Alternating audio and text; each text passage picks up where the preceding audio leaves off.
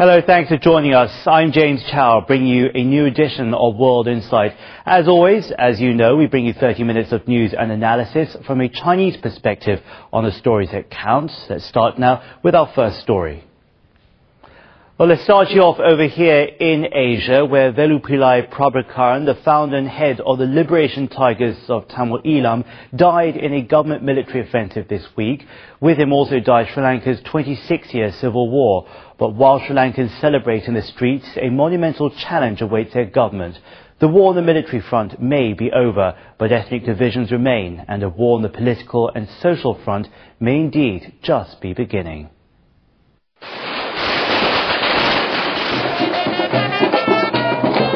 Sri Lanka's capital, Colombo, is celebrating.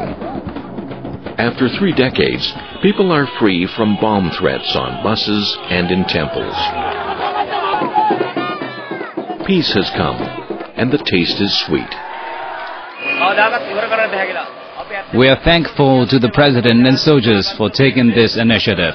Now the next generation and we can all live happily because we know for certain there is no war. From my birth, I saw only war in Sri Lanka. Now I am 26 years old. The war is finished, and I hope no war will come again. We want absolute peace in Sri Lanka.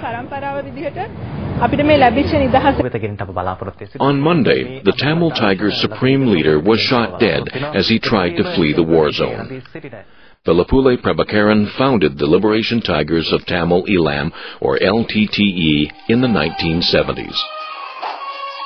The aim was to create an independent Tamil state in the north and east of Sri Lanka. The means was a war with the Sri Lankan army that lasted 3 decades. The group pioneered the use of suicide bombings. It has carried out assassinations of high-profile politicians who got in its way. Former Indian Prime Minister Rajiv Gandhi in 1991 and former Sri Lankan President Ranil Singh Premadasa in 1993.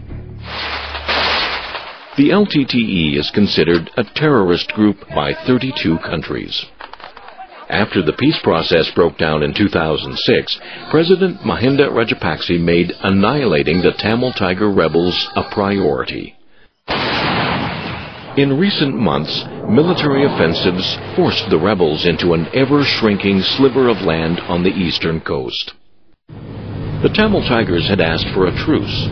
The day before Prabhakaran was killed, the Tamil Tigers announced they would silence their guns on a pro-LTTE website. The government said no. The death of Prabhakaran is a victory for Rajapaksa. The government now controls the island nation for the first time since 1983. I'm addressing this session of the Parliament at a historic time of ridding the country of terrorism and fulfilling the decades-old hopes of the Sinhalese, Tamil, Muslims, Burghers and Malays of this country. The President declared military victory soon after. But one Chinese analyst says on the political and social fronts, the war has just begun. The LTTE began in response to a very real issue. The majority population of Sri Lanka, the Sinhalese, was repressing the minority Tamil population. This problem hasn't gone away. It's one thing to win a war, it's a very different thing to overcome the problems that led to it. The Tamil minority in Sri Lanka originated in India. When Britain colonized the island in the 18th century, it brought in large numbers of Tamils to work on the tea plantations. The Tamils settled in the north and east of Sri Lanka. Today they constitute almost the entire Hindu population of the island. The Tamils make up about 20% of the total population, and the Sinhalese about 75%. Before Sri Lanka gained independence in 1948 from British colonization, Tamil and Sinhalese forces combined to fight for their common freedom. But this alliance did not last long. After independence, the Sinhalese majority came to power and took favorable positions over the Tamil majority. Tamils complained that their requests for equal political rights and for equal rights in developing their economy and culture were not met. It is the hostility between the two ethnic groups that gave birth to the Tamil Tigers and that led to civil war. In stark contrast to the jubilation of the Sinhalese, the Tamils are still suffering the effects of the war. For the past weeks, about 250,000 refugees risked their lives to flee the war zone. Most are Tamils.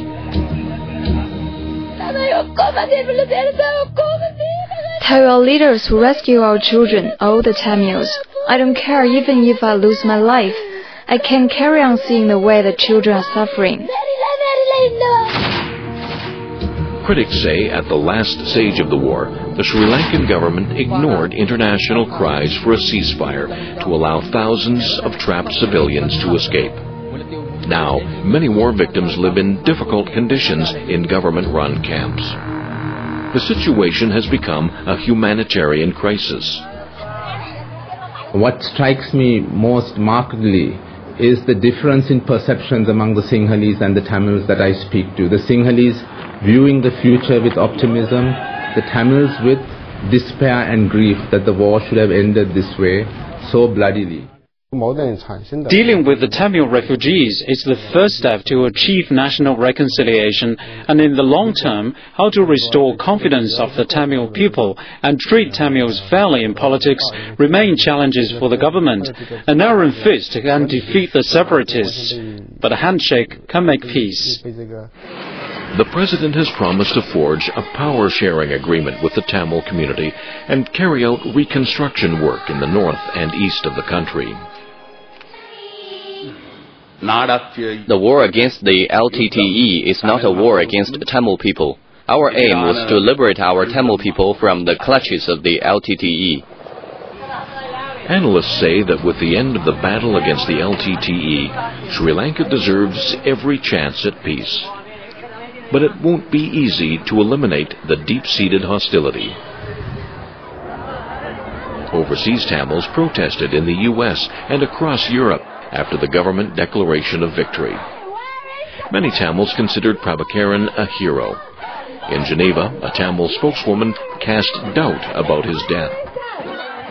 In many times he said, "Oh, your leader are dead," but this wasn't true. The spokeswoman may be wrong this time, but what she says contains a kernel of truth. These children are said to have been rebel soldiers that surrendered to the army in recent battles. They, and so many like them, have grown up in the shadow of war. There will be another Prabhakaran if the ethnic divisions continue. The Sri Lankan government must make sure Tamil children have no reason to take up the guns of their fathers. Well, the question is this: have the Tamil Tigers truly been beaten? As a conventional force, yes. As a guerrilla force, maybe not yet.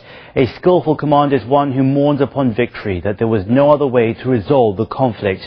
Many critics say an obscene display of celebration will only rub salt into the wounds of the Tamil people. Reconciliation should begin with mourning for all.